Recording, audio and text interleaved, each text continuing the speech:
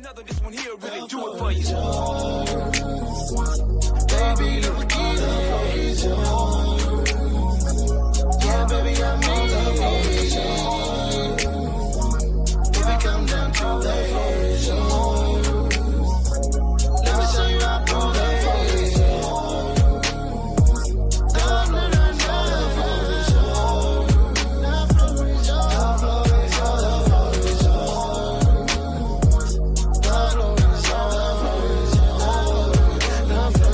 The floor is yours. Now it's my turn to tell y'all about my big bro Gerard and the podcast crew. Hey, what's up? What's up, everybody? We are back again at the Floor is Yours podcast, where we try to stay relevant and relatable with you guys every single week. Again, we got another one for you today. This, you don't need another one because this one's gonna do it for you. You gotta go nowhere else. We're gonna talk that talk today. We got a topic that is near and dear to all of our hearts because eventually we're all going to go through it. Today, our topic is thriving during and after tragedy, betrayal, and disappointment. You know, the Bible says in, is it James 1:1, to count it all joy as you go through diverse trials, knowing that the testing of your faith produces patience. And so the Bible in the Gregory McKinney translation says you can try to avoid it, but eventually you're going to catch it. We all are going to catch some stuff in life. But before we go another further, I want to ask you guys to like, share, and subscribe to Floor is Yours podcast. Tell all your friends, call them up right now, text them, tell them that we on, and we're going to be talking about how to get over tragedy and heartbreak. But let me pass the mic to a brother who knows a little bit about the topic, as we all do, and has got a lot to say about it. Gerard, how you doing tonight, sir? I'm good. Hey, how we say it in the Black community, I'm blessed and highly favored, man. Blessed. I'm good, man. You know, I always look forward to these Thursday evenings, which kind of become routine for us, man. We get to unpack a lot of not just topics that are going on in your community, but things that are near and dear to you and I. You know, we talk and we come up with these topics. And this one, you know, like you said, spend some time on this earth and you're going to go through it, right? And what I wanted to do, Gregory, is not just talk about after the tragedy, but how we make sure that we're doing what we need to do during it, right? Because we can't look so far ahead. What's the old saying? Placing the cart before the horse. There's things that we got to make sure that we're doing during the tragedy or the whatever it is that we're dealing with too. So I'm looking forward to a great topic. I know you got a lot of good information here for us. So I'm ready. I'm ready for it tonight. I'm ready for it. You know, because this is something that we experience on different levels in life, be it professional or be it personal. Maybe you didn't get that job promotion that you knew you were qualified for, and someone that you trained gets it above you. Or maybe you're at a certain point in your life and you're thinking, at this age, I should be further along than I should be further along than I am. So that's a certain level of disappointment. Or maybe what's common to us all, someone near and dear to us betrays us. Maybe it was a friend who we thought we could trust, but then we find out later on was simply using us. And probably one of the worst pains there is a broken heart. And so in preparation for, of course, the show, as we always do, you know, I did a little research, and a broken heart is the second worst pain that people have said that they experience in life, only second to losing a child. Losing a child is number one. It's the worst pain that anyone says they've ever felt in life. The second worst pain is a broken heart. And that's saying a lot, that goes beyond bankruptcy, that goes beyond bad diagnosis, that goes, you know, beyond losing a job or getting your car repossessed. All of these things that we go through in life, these hills and these valleys, the second worst pain that people are dealing with is a broken heart. So this is what, you know, what we would call in the medical field a pandemic. This is something that is widespread, right? And so everybody's going to get a certain taste of it. And so tonight, as we talk, we may tend to focus a little bit more on the relational side of it, but we do understand that this could happen to us in a variety of ways, not just with intimate relationships. As we go through it. And then, you know, if we got time, I would like to talk a little bit about how men process this versus women.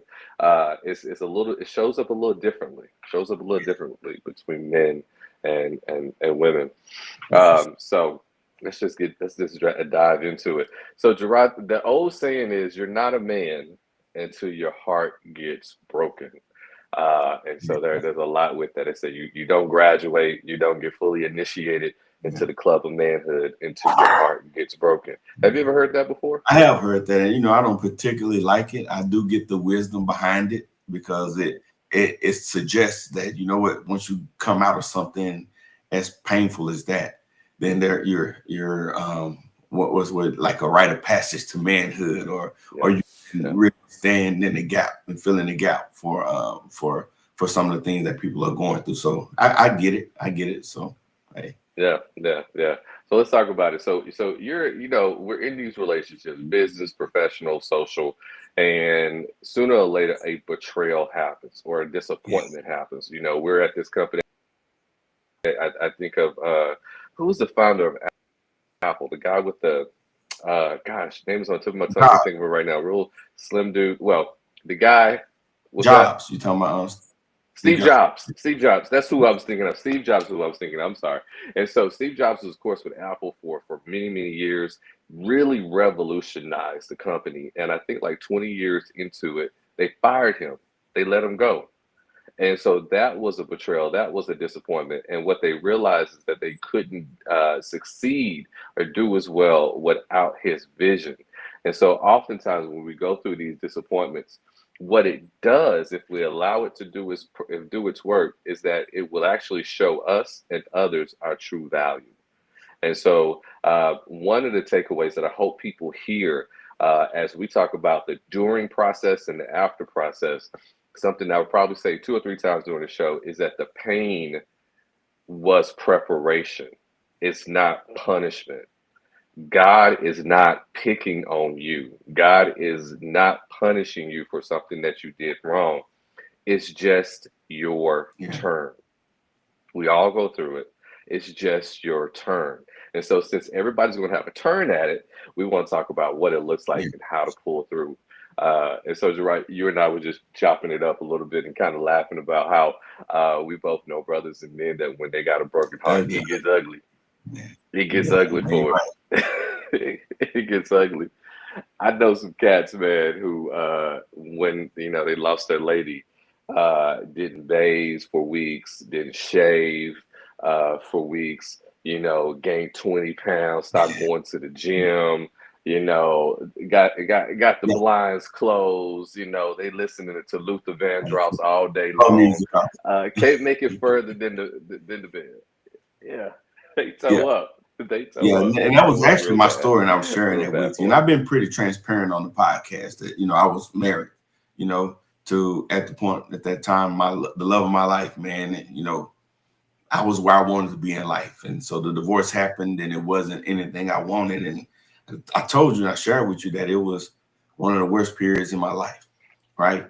And the thing is, when we're talking about getting to on the other side of this pain, I was just like, man, I realized like I forgot the during part. Like I was so focused on like I just need to get past what's going on that I wasn't living in the moment. And so I was one of those guys, and I almost sat up in the house almost a total of 2 weeks. I was in between military assignments, and I remember I moved up to a new apartment, and I did, man, literally it was one of 4 2 weeks. It may have been like 11, 12 days. And I didn't even realize it, man. I had food. I had just moved in, had supplies, and I just moped and moped and moped. And I was just like, man, I know it's going to get over. I'm going to get over this one day. But I was not living in the moment. And I neglected a lot of my duties at that time. Yeah. When you was in that space, what was your self-esteem like?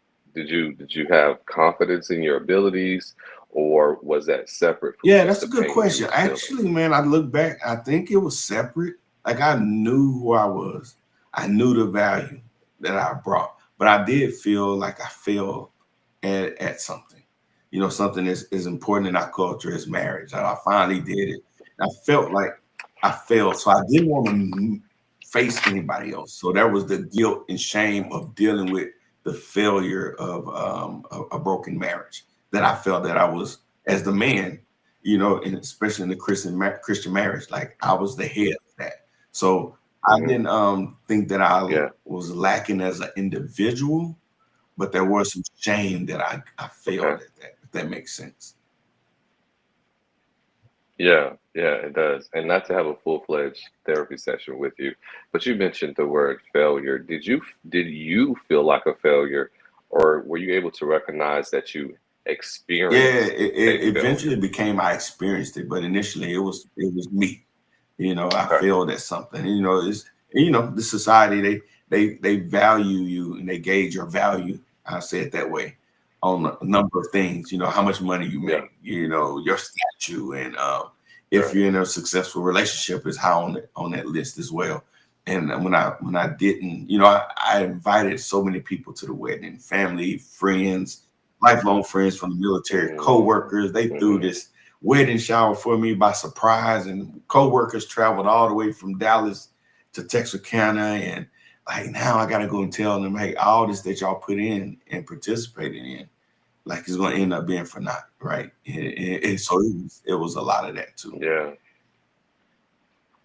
Where was your biggest grief? Was it in letting down your community that was around you, or was it losing the love of your life? What was the biggest You know what? If I source of had to pain for you? gauge it, it was probably like um 49, 51. It was probably losing the Mm, relationship, but also the community, my friends and family that supported me so much and encouraged me so much. Like I just didn't want to face them.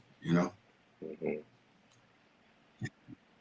Man, that's tough, man. That's tough. I remember a heartbreak that I had once, and I'm not a big drinker. I do drink socially, but Yeah, I don't have alcohol at my place, right? And so I remembered the young lady who I was dating at the time, her favorite wine. She had two favorite wines that she really enjoyed. And so just to feel close to her, I went to the store and bought the two bottles of her favorite wine, and I drunk both bottles back to back wow. and just sat on the It floor wasn't that while Thunderbird, I was was it? drinking them. Yeah, yeah, Yeah. it was. I no, no, it wasn't that. It wasn't that. And the funny thing was is that I hated every Mm, sip of it. Like I didn't enjoy the taste of the wine, but it just yeah, made me kind of feel that she was there, right? Because that was her favorite wine, and I remembered that moment because I was sitting on the floor, had these two bottles of wine that I didn't enjoy, but I finished them both off, and in that moment, I realized that I made yeah. her my Same, source. same. Yeah, I made her my source, and that is the biggest failure for us as human beings, and especially as men, to ever put anybody above your purpose and to make them your source of happiness. Now, can they Of add course. to your happiness? Of course. Can they be the person in your life that brings you the most joy? Sure, absolutely. But they Yeah, this cannot should be the not be. Yeah. supply. They And with cannot that be being the said, I, source. I did Mhm. eventually realize, like, man, I gave her. This wasn't her fault. I gave her too much influence, too much control, and she didn't even necessarily speak those words. It may have been kind of implied, throughout the relationship. But at the end of the day, that was something that I gave her, that kind of influence. And you brought up a point that grief. You said earlier, grief is a change that we don't want. Like I sat in that moment Yeah. right there. It was something that I realized I was knee deep in the middle of, but I didn't want it. So and I Right. didn't want to make any rash decisions. I didn't want to go and tell anybody, because there was still a hope that we would reconcile and end up back together. But it was definitely the Hmm. change that I didn't want.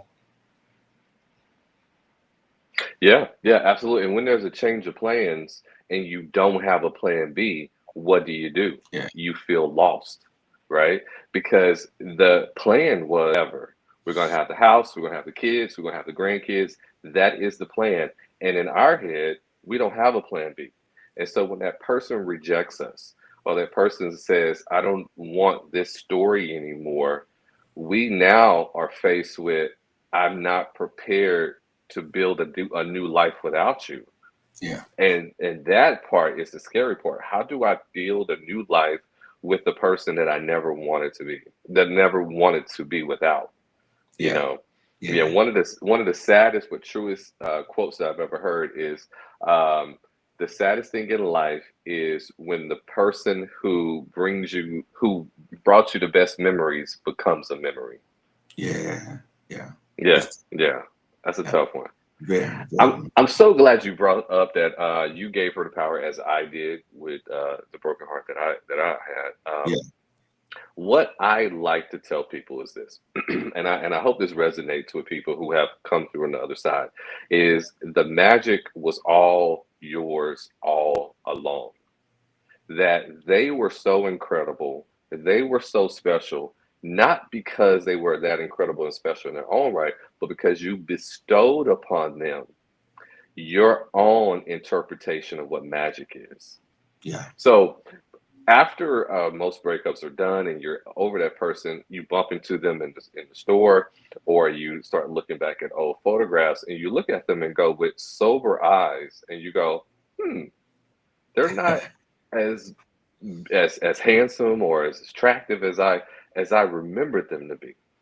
The reason is because that magic that they had belonged to you. You owned that magic and you layered them with it. It is similar to you put filters over your eyes and you said, you are now magical because I put my magical filters on. And that's Yeah. how I'm looking at you. And that is great to understand because if you gave that magic to one person, you can give it to another. That Yeah. opportunity to feel those goosebumps, to feel that connection, to feel that love for someone isn't going away. You still own that. It's still in you. You own Yeah. that magic. Yeah. And I think too it's important to understand and recognize that we everybody's flawed, and I'm not saying it to go and point out a person's Except flaw. us. Except Right. us. Yeah, except us. Yeah, Except you man, and me. hey, yeah, especially you, brother. But yeah, I'm not saying that to go and look for flaws in that person, but I think we need to see people for who they are and not who we want them to be. Now, there's nothing wrong with hoping and wanting the best from a person and seeing the best out of people. But you know what happens in the beginning is, man, we're especially in that honeymoon stage, not necessarily in the marriage, but beginning of the relationship, you just, man, you overlook everything bad or flawed about a person and you act like it don't exist. And now that person is settled in that comfort zone. Like, hey, he or she has accepted this about me. And then all of a sudden, one day, you wake up and like, hey, she or he is not what I thought they were going to be or what I always thought they were. Now, I start to hold things over. And there can be a level of a feeling of betrayal, even in that. Hmm. I've heard Hmm. people say that, hey, Yeah. you brought your representative in the beginning, or you're not who you were in the beginning. Oh And, yeah. and maybe Yeah. some truth to that. But the other part is, was I seeing that person for who they really were and not who I wanted them to be? Right. You know? Yeah. Yeah. Yeah. Yeah. And so we're talking about the heartbreak of going through, right? And so I want to give the people three things you don't do when you're going through it. Three things you don't want to do while you're in this space. Number one, don't ignore your feelings. Don't ignore your feelings. Feel the pain.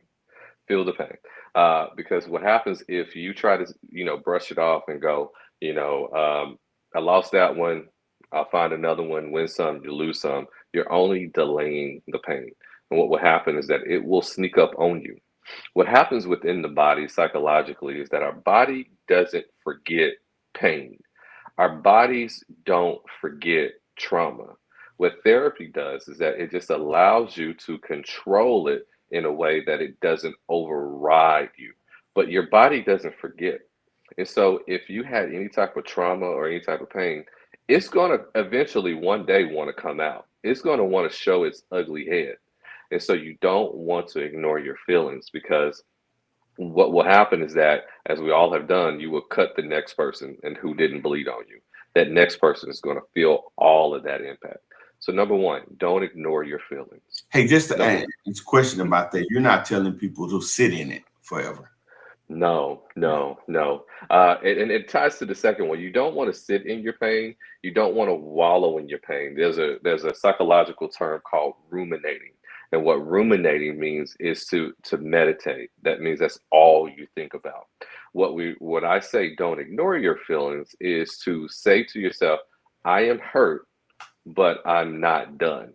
Right? So I am sad, but but I'm not finished. You're going to acknowledge it, but then you also want to say something after it that gives you a forward movement. I am hurt, but I am healing. So don't ignore it. Love Uh, Number two, it does tie together. It's number two, you don't want to ignore your community. it. Or your tribe, right? So don't ignore those people that really care about you. Don't ignore going to see your siblings, your best friends, your cousins. Don't ignore going to church. Don't ignore good people, because you're going to need those reminders that you are still special, you are still valuable. A lot of times when we have a broken heart, we only want to hear sad voices. We only want to hear our own voice. We only want to hear voices that will reinforce the pain. Yeah, yeah. Yeah. And part of that too is we was talking about the guilt and shame of it. So Hmm. that can cause you to isolate yourself and go into secluded Yeah. space where you Yeah. avoid people that are in your community, your support team right Oh there. So yeah. you Oh got yeah. any Yeah. pointers on how to deal with guilt and shame? Or I don't want to get too far ahead if that's part of the what you're talking about, but I know that can be a part of what we ignore. Yeah, yeah, I definitely want to talk about that. I'll get through just. I have Okay. one more don't, and then we'll talk about getting shut. And when you are in that space, one thing that's not said very often, but it's been true, is that sadness starts to feel good. And Yeah. that sounds weird, but sadness starts to feel good. And that's when you know that you really need to seek outside help in some way, form, or fashion. Some godly wisdom, some sound wisdom. If it's not therapy, something. Because have you ever? And I was here, Gerard. I don't know about your struggle, but I remember I had certain songs that were sad breakup songs, and Yeah. if it didn't hurt enough the first time, I had to play it again because I Yeah. had to get to a point of like I really wanted to feel this pain. Yeah. And what happens is that if you're really ruminating or meditating or wallowing in your pain, what happens is the sadness starts to become like a minor addiction, and Mm, you're searching for that low, low, low yeah. versus a high. You're searching for that low again. Yeah. And so you Yeah. gotta, and so how you get out of that, you don't ignore your community. You don't ignore happy voices. You want people that will tell you, oh, you're still good looking. You're still smart. You're still attractive. You're still young. You still got plenty of opportunities out there. Yeah. Don't ignore it. And lastly, number three, don't ignore your responsibilities or your goals. As Gerard and I both said, one of the things that is a dangerous thing to do in any relationship is to give the other person the power to be your source of happiness. Once you reapproach your goals and your responsibilities, you will start building confidence. How confidence is built is by accomplishing minor tasks. And so you want to set a goal for yourself. You want to say, every day this week, I'm going to make my bed, right? And so every day for a whole week, you make your bed. Guess what? Your confidence level is going to go up. Okay, every day this week, I'm going to make my bed and I'm going to vacuum the floor. You do that, your confidence goes up. I'm going to vacuum, I'm going to do 20 push ups, and I'm going to make my bed. The more goals you set for yourself, and you don't ignore those responsibilities, you don't ignore those goals, your confidence starts to build. And if you see, I'm not talking about extraordinary goals. I'm not talking about I'm going to go run a marathon. I'm going to go write a book. Start with little stuff. Listen, I'm going to cook my own lunch today. I'm not going to order out. I'm not going to do Uber Eats. And that's another goal. That's how confidence is rebuilt.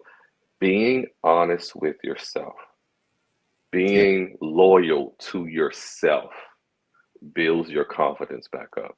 And so you give that loyalty to yourself, and you'll find that you're able to pull out of that dark space sooner. That's good, man. That's good. As you was talking about that, I'm thinking about the different goals that you had. And I know we sometimes are guilty of creating not healthy goals or goals that are unhealthy. And you know, that old saying, the quickest way to get, what is it? To Over get someone. is to get under someone. Mm-hmm. And I'm not saying that dating may not be therapeutic or helpful, but I think you need to understand the challenge in that, and the other considerations if you want to go that route to start dating or just enjoying other people's company. It might not necessarily be dating, right? But I think you need to be mindful of how that can affect. Yeah, and you do want to use caution with it. You don't want to jump into something new because you're not ready, and you're just going to wind up hurting that other person, right?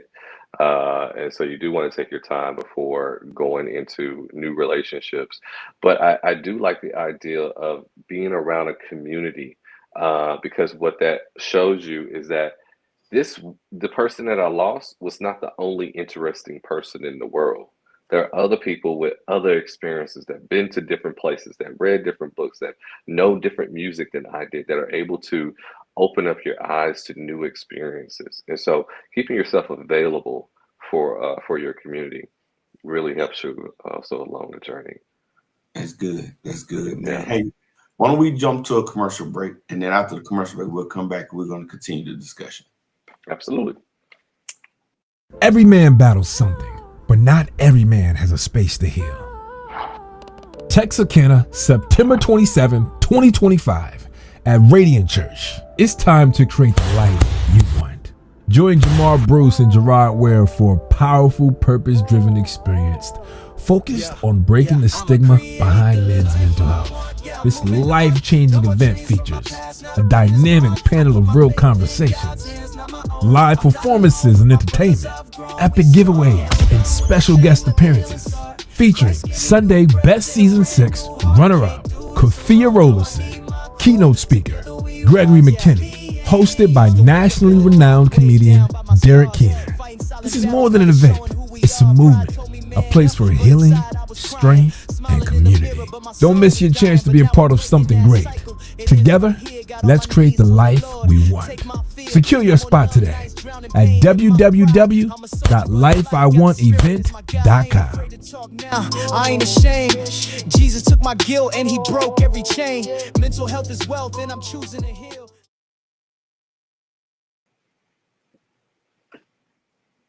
I'm excited about that, man. That's gonna be awesome. Yeah, to say the least. Wait. Yeah. So we're going to talk about that a little bit more at the end of the show, but definitely want to plug in that we got something coming up September 27th in Texarkana. Our very own Gregory McKinney is the keynote speaker. Go ahead and secure your tickets right now. The website is at the bottom of the screen, lifeiwantevent.com. Go ahead and get your ticket and help us fill the seats. Don't just get yours. Go out and help recruit people. This is going to be monumental. And I just want to say this before we get back to the topic. You know, sometimes men, we're out getting these great resources and growing and be the best we can be, but we go back to the same environment. So in this event, we are literally mobilizing the environment. So it's not an event only for men.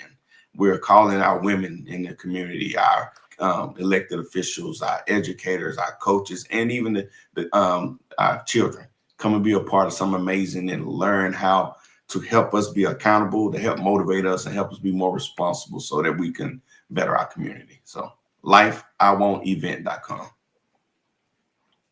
I love it, man. It's going to be great. It's going to be powerful. It's going to be powerful. Yes, life changing. You I don't use that lightly. You talked about earlier that there's a stigma of shame that comes along when there has been betrayal and disappointment. And, whether it's professional, you lose money in a business deal, you think to yourself, well, you should have known better, or I should have been shrewder, I should have been smarter. You doubt your own intelligence because someone outsmarted you in a business deal, or at the end of a relationship, and I think women get it probably get it harder in this aspect than men do because women hear so, oh, that was a good man. What are you gonna do now? You're not getting any younger and all of this. The culture is kind of shifting a little bit. Where the losing a man is not as bad as it used to be. you know, It's almost so encouraged sometimes. We won't be honest. yeah, that's true. That's another. But shame is a double-edged sword or a two-sided coin. Shame, number one, says that shame is you accepting other people's expectations as your own. And what that means is because mom had this expectation that I should be married with two kids by 33, and I'm 35 and I'm still single, then I should be embarrassed by it because I'm accepting someone else's expectations as my own. Yeah. Right? Yeah. And the other side of that coin is shame is thinking that your way is better than God's way. Mhm. Shame Yeah.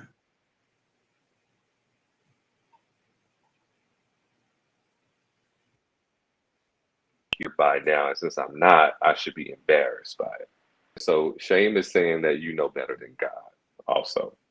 Yeah. And not to say, listen, there isn't some embarrassment in losing a relationship. A lot of the shame because you were so vulnerable with that person. One of the biggest regrets that most people talk about after ending a relationship is this person knows all my secrets. You know, Yeah. they know those intimate things that I don't ever share with anybody, and now this stranger is walking around town knowing things about me that I wish I could just take back out of their memory. And I Yeah. wish they didn't know. And that, oh my gosh, that sometimes can be excruciating because now you Yeah. feel like you don't deserve to know that about me. Yeah. Yeah, and it doesn't feel right. Now, shame, how to overcome shame is you have to reclaim your own destiny. You have to reclaim your own future. And what that says is that it didn't work out the way that I wanted it to, but that doesn't mean that it can't be better. With the Yeah. expectation now of things being better, what it happens is that you grow in confidence and that shame starts to disappear. So you lost a job and you go, oh man, I feel embarrassment and shame because I'm unemployed. Now we're going to set a goal to become self-employed and start our own business, Yeah. right? The Yeah. shame goes away now because I have now reimagined what my destiny can be, what my future is. And so now the shame is gone. I don't have that shame anymore. And so part of how to get over shame is to envision a better future for yourself. It That's didn't good. work out doesn't mean that plan B can't be better. The B in plan B means better. That's dope.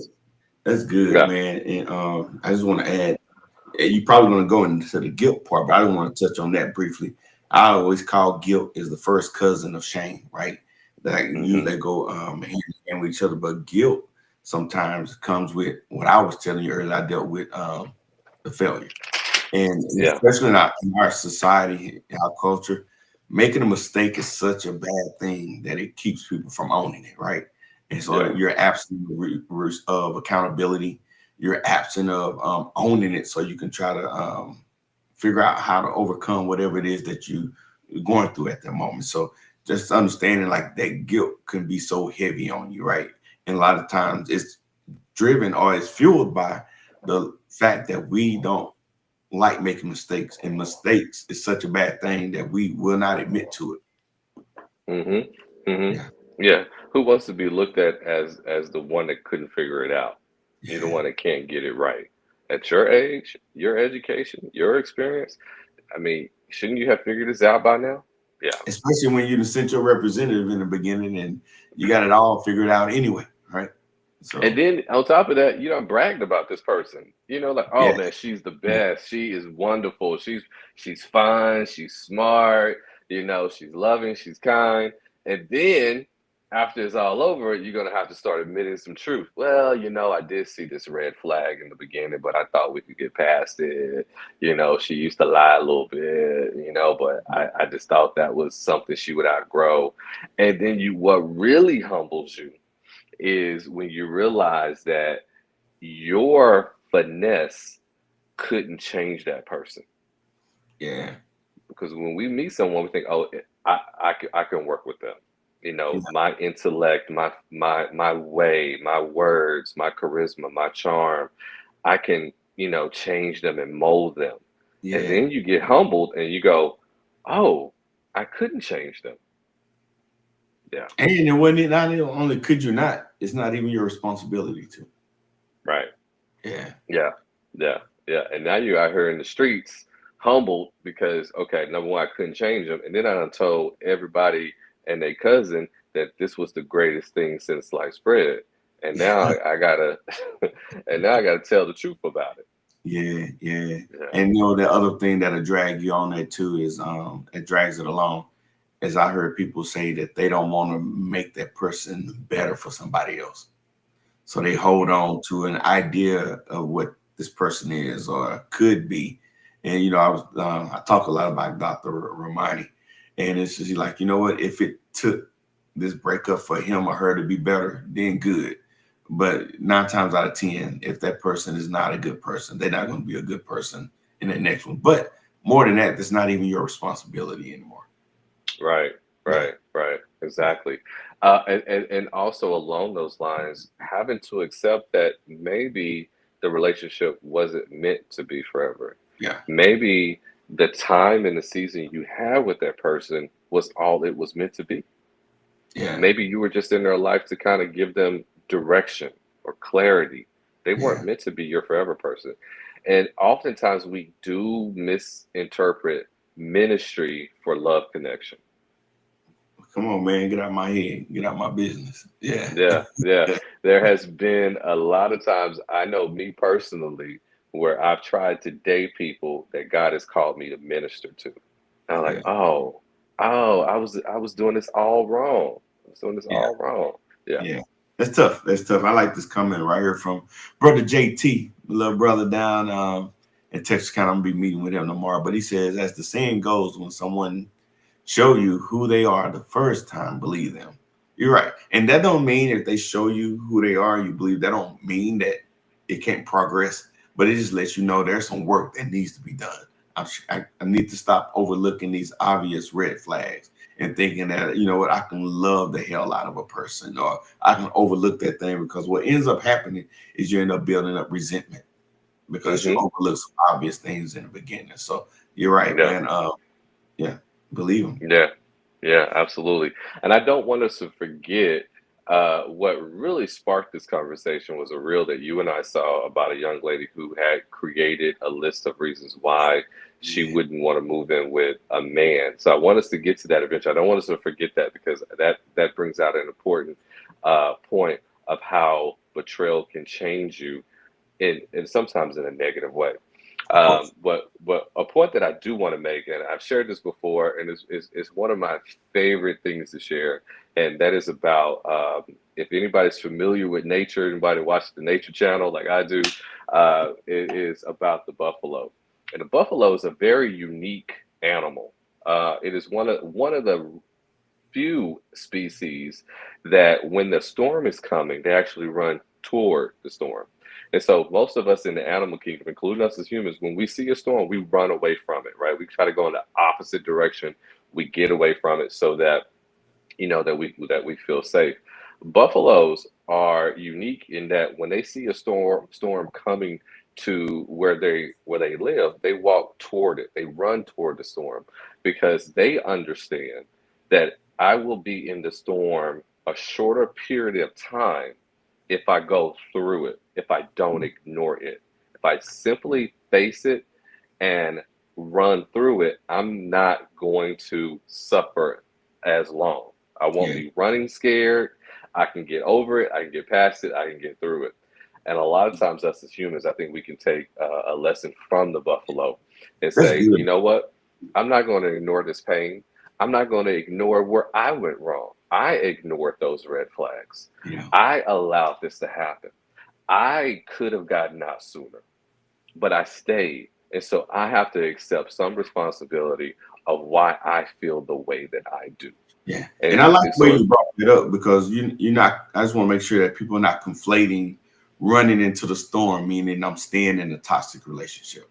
Because no, I'm not no, running away from a bad relationship. So definitely you're not saying stay into it, but it's saying that you're gonna, whatever this issue is, you're gonna address it head on. accept accountability. Yeah, Yeah. yeah. You may have heard this statement before, but if men and women, if you're dating, if in your dating history you done dated 4 or 5 dogs, what's the common denominator?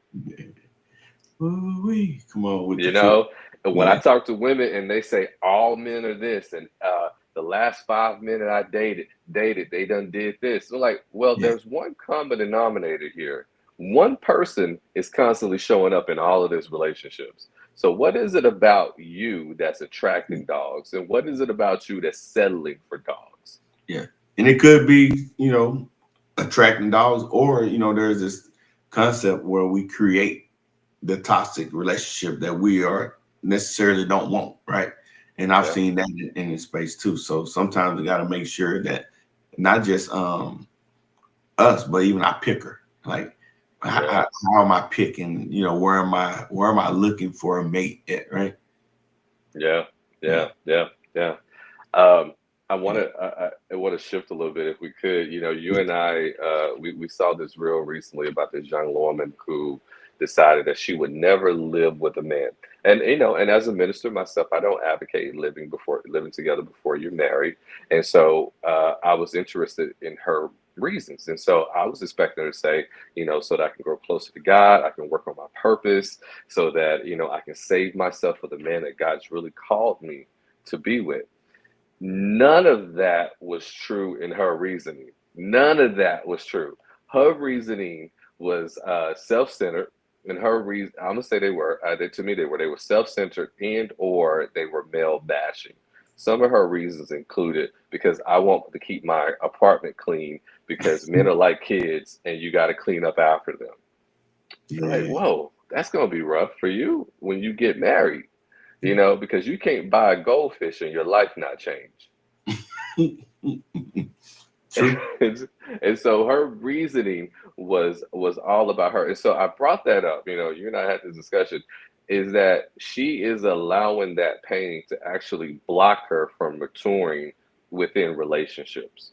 Yeah, yeah, Her whatever disappointment that she's had in the past, she has said, I'm going to now become so regimented in my dating, in my life, that I'm not going to allow anybody to have access to me anymore in that intimate way. yeah, Okay, well, protect yourself, of course, to grow closer to God. I love it, to be available for God.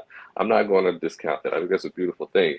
But if your reasoning for saying I don't want to be with a man is because you don't want to have to pick up after him, then you are not going to be successful as a wife, because in a marriage, it's give and take. I pick up after you, I clean up your mess from time to time, and you're going to have to clean up my mess from time to time.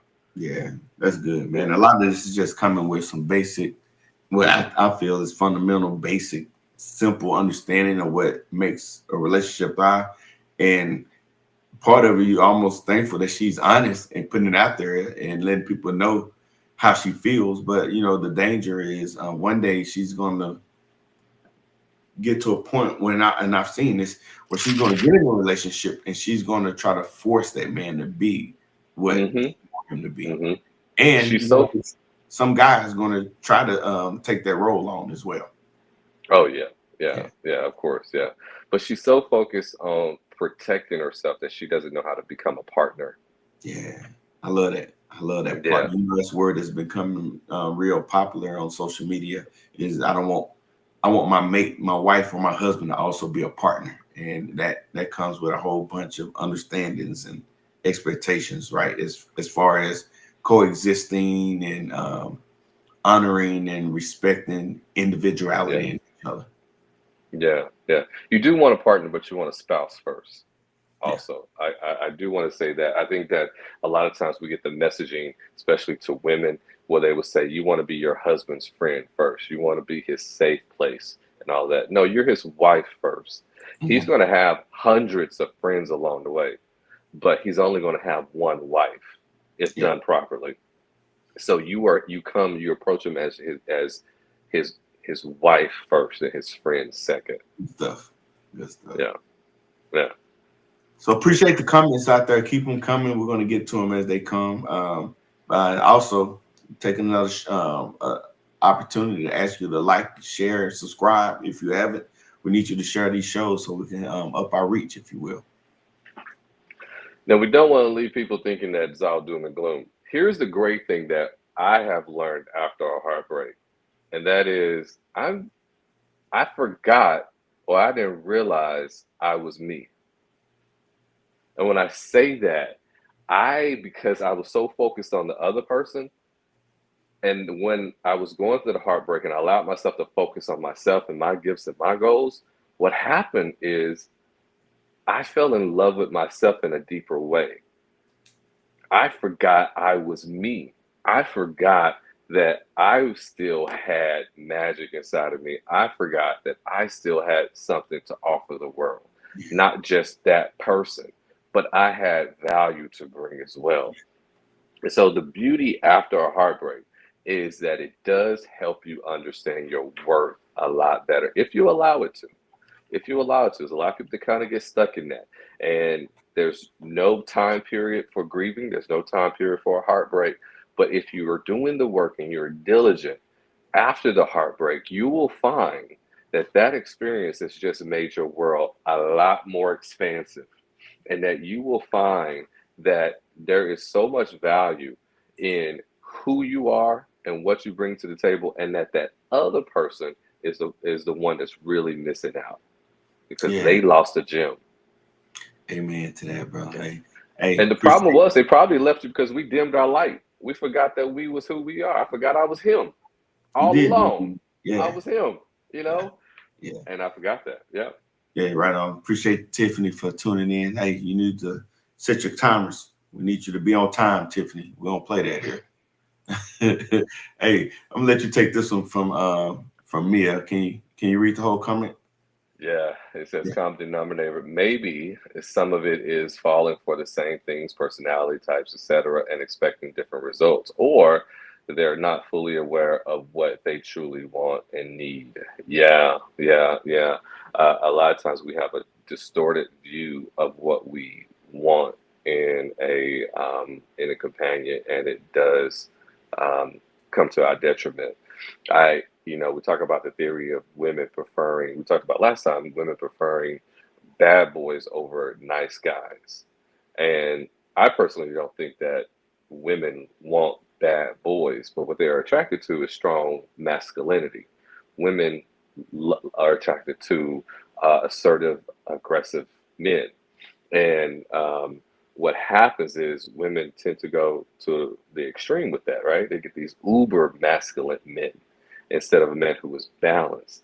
And so what happens, and to the point of Nicole, is hey, listen, I'm not evaluating exactly what is healthy for me. I'm just going after what I'm attracted to without evaluating if it's healthy.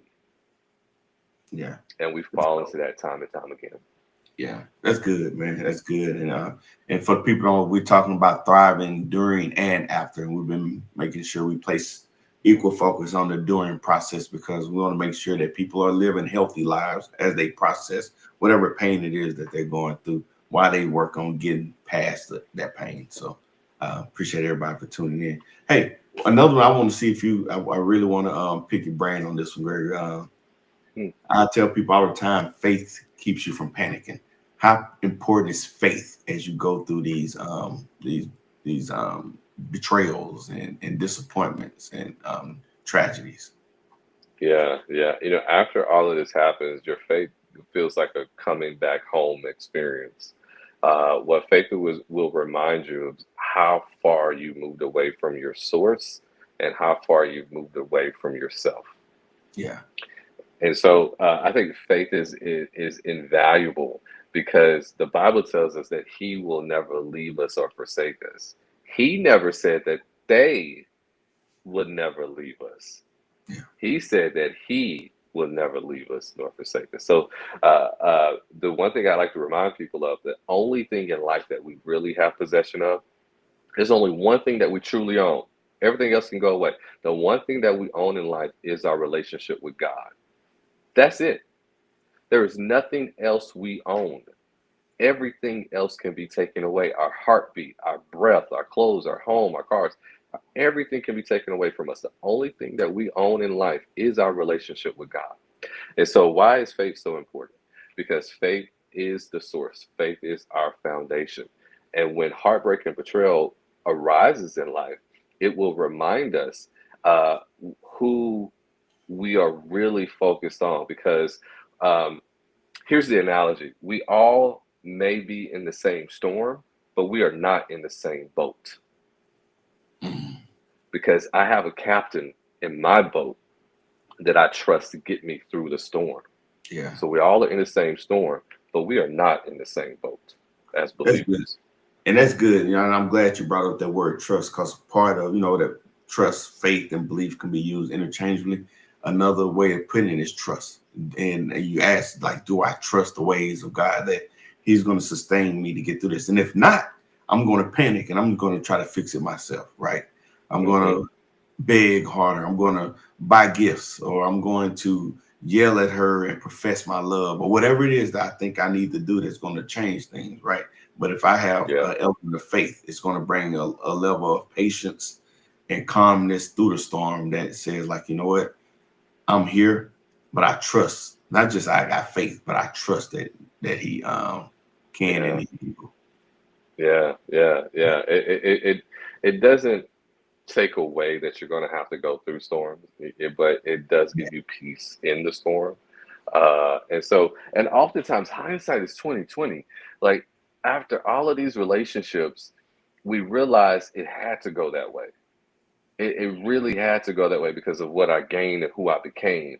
Had it stayed the way that I initially wanted, I wouldn't have this level of depth and maturity that I have now. So again, it wasn't punishment, it was preparation. Everything in life that happens to you up until you take your last breath is God preparing you to be more like him. Yeah. Everything. That's dope. Everything. It's not punishment. It's just your turn. It's just your turn. Yeah, Tiffany said they need to get the algorithm right. Yeah, you're right about that. I think Mia want to smoke. I thought she did. She don't want to smoke it. She said, draw for the record. I was on time to the show, but couldn't type as much. She didn't want me to call her out like I did Tiffany. And Ron out there in YouTube land as well, watching us. Ron said, what's up, fellas? And Greg be talking that talk, man. I be sharing with you all the time, man. People really rave about the wisdom that you be bringing to the show. So definitely appreciate it. And Mia, I appreciate the love. Yeah, for sure. Hey, another one too. I think it'll help people if they work on rebuilding strained and broken friendships that they may have damaged and lost while they was in the intimate relationship or the marriage. And sometimes that'll keep people away too. Like, you know what, I gave up some good friends and maybe turn my back on some family for this relationship. Now it's over. Now, how do I go back and look these people in the eye? And there's a little guilt and shame that affects that too. Yeah, man. That requires a high level of humility, because look, I'm gonna stand up for mine, right? I'm gonna fight for mine. I got this belief, and it's probably not the most mature. So this isn't advice. I'm just saying this is G. This is just G. This is how I roll. If you don't like my woman, I don't like you. And then this is how I roll. And then when she leave me, right, I'm stuck. I gotta go back. I gotta go back and apologize. Like, hey man, I was just trying to do the right thing by my lady. I hope you can forgive me. But yeah, oftentimes, and so it does require partnering with a mature person that says, hey, I want to honor the life that you had before and honor those people that were positive influences in your life and allow you to still keep those relationships to be healthy. Because if they were healthy before, they're going to be healthy while we're together. These people only have your best interest at heart. And so even if I don't particularly jive well with them, I'm still going to allow you the space and opportunity to be around people that love you and support you, Yeah. so that you don't have to be embarrassed. I would think that that would be a red flag if you did have to sever relationships with people who only got your best intentions at heart. Um, that would be a red flag for Yeah. me. You know, the important perspective on that too is if that person fell in love with you, wow, you had those friends. Like it just Hmm. seemed kind of intuitive in my mind to say, like, now you need to go and change this and that about you, the people you're around, what you're doing, because isn't that going to change who you are now? Yeah, Yeah. yeah, it will. It Yeah. will. You become someone different, and yeah, you become who they want you to be, not who you really are, Yeah. and Which that is their can't be sustained. sometimes that's the goal. Yeah, you're right. It's not sustainable. And you Hmm. know, some of us, if we're honest, we tried it, right? Yeah. But yeah, it can be ugly. Yeah. She said put that pride to the side and go apologize. Yeah, yeah, yeah. You're gonna have to. You're gonna have to. Yeah. Yeah. So this was good, man. Unless you got anything else, I'm gonna let you wrap up the discussion and give us some parting thoughts and words of wisdom. Yeah, I would say this. Listen, heartbreak is a part of life. So don't think yourself less than, or don't think yourself less intelligent or less valuable. Think of it as this is my growing season. This is a lesson I had to learn to become who God wanted me to be. And at the end of that darkness, at the end of the tunnel, there is light. And that light is your faith. That light is your destiny. That light is your goals. That light is the expectation of a better day. Look toward the light. Your life isn't over because someone left you. Here's the thing I want you to remember. If you really needed that person, God would not have taken them away. If they were intricate and important to you fulfilling your purpose in life, God would not have taken them away. But because they were able to move away from your life, that means you didn't need them to accomplish the mission that you were created here for. So listen, there is light at the end of the tunnel, and at the end of the tunnel is the expectation of a better day. Man, yeah, you cut off there at the end. I hope the audience got the tail end of what you said. But it was good stuff nonetheless. Hope you enjoyed the discussion, man. It's always fun. Out there in the audience, I hope you enjoyed this great wisdom that Gregory always bestows upon us. You too, man. You be dropping them gems too. Hey You be man, dropping them. you know, one of my greatest gifts is I know how to connect myself to smart people. So I know how to stay in my lane too. So hey, this was good, man. But I appreciate the words, man. But hey, before we get off here, I want you to go ahead and make sure that we plug what's going on down there in Texarkana, September the 27th. Man, absolutely. Listen, men's mental health was critical to our communities, to our families, and to our nation because strong men create strong families create strong communities create strong cities, and then countries, and then the world. So we need strong men in our community so that we can have a strong life around us, a strong community around us. And so this event, Create the Life I Want, is an opportunity for men to come together and sharpen each other. That's what we're supposed to do. Iron's supposed to sharpen iron. My gifts combined with your gifts, combined with his gifts and their gifts, we all just become better because of the community. And so at this particular event, we're going to have some amazing performances, dynamic speakers. It's going to be great. It's going to be wonderful. So if you haven't signed up for it and you haven't got a ticket for it, I want to encourage you to stop what you're doing and get registered right away. You want to be here. If you are a man or you know a man, you want to be in the house. It's going to be great. I will be the keynote speaker, which I'm super excited about, and I'm going to lay it on. I'm going to give the men in that audience everything they need to walk away better, stronger, sharper men. And listen, here's the deal. It's going to hurt. I'm sorry, but it's going to hurt because when you think about being sharpened, think about a pencil. When a pencil gets sharpened, it doesn't feel good. There's some parts of parts of the pencil that they have to lose in order to get sharpened. If you were to ask a pencil, does it feel good to be sharpened? The answer would be no. And so that's what I'm gonna do. I'm gonna bring it to you. It's not gonna feel good, but you're gonna be sharper because of it. Yeah. That's dope, man. I know one of the things you're going to touch on is emotional intelligence, and Yeah, emotional regulation. So, can you just right. plug us real quick how important it is for men to be emotional intelligent and practice healthy emotional regulation? Well, the reason why is so important is because there is a gap between how we communicate and how we are understood as men. I think that we have a healthy understanding of what we're feeling, but we have poor execution of how to share that. And so, emotional Mhm. intelligence is tools that men are equipped with in order to communicate what they're feeling so they can be more effective as fathers, as brothers, as leaders. And so, my goal in life, my mission in life is help as many men as possible understand emotional intelligence. So, when they are in the room with whoever, someone older, younger, male, female, be it their family or be it at work, what they are able to do is be effective by understanding their emotions and regulating those emotions so that they can remain calm even when things are turbulent. Because that's what we're looking for as men. Can you be the peace? Because if daddy is scared, then you should be scared. But if daddy is calm, then I know that I can be calm as well. And so I want to give men Yeah, those tools. that's good. And part of that, I made a post about a week or so ago, and it talked about how we're in danger of losing our credibility when we are not emotionally mature. We get into shouting Yeah, matches yeah, and trying to jockey for strength and right. position, unhealthy ways. So you're right, that emotional wellness and emotional regulation is so important. So I'll be looking definitely for some pointers and some tools on how to become more emotionally Yeah. intelligent. And the last plug for you, I know you have a book I do. It's that called that Emotional Intelligence for Men.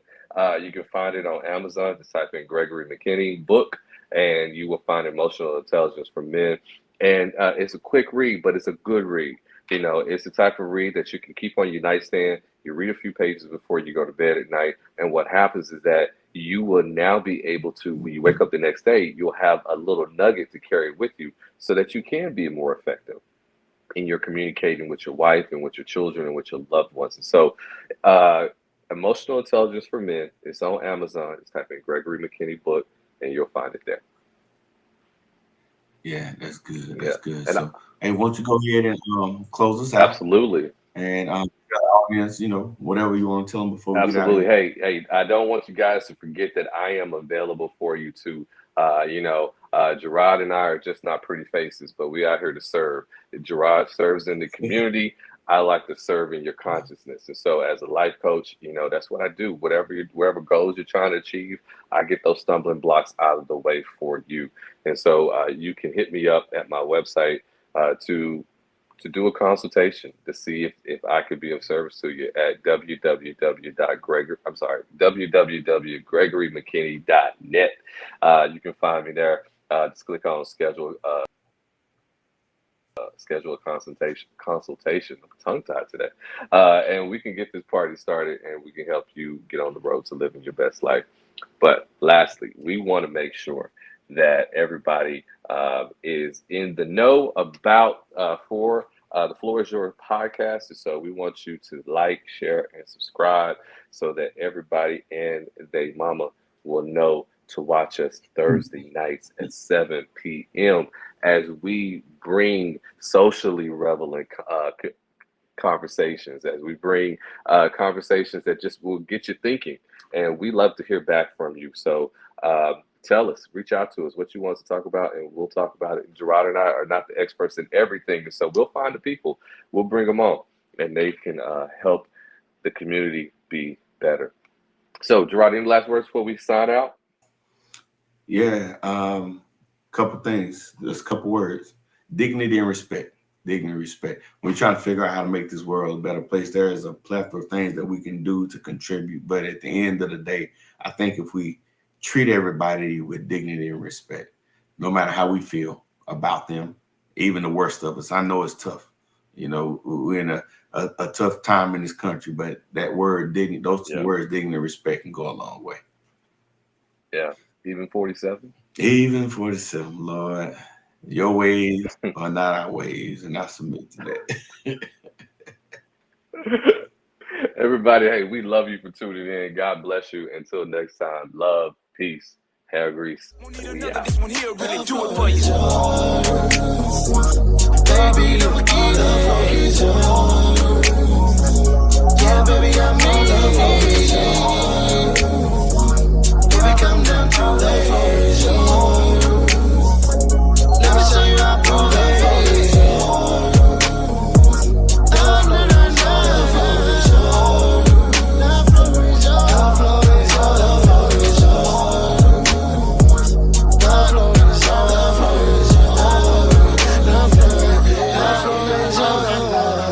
Now it's my turn to tell y'all about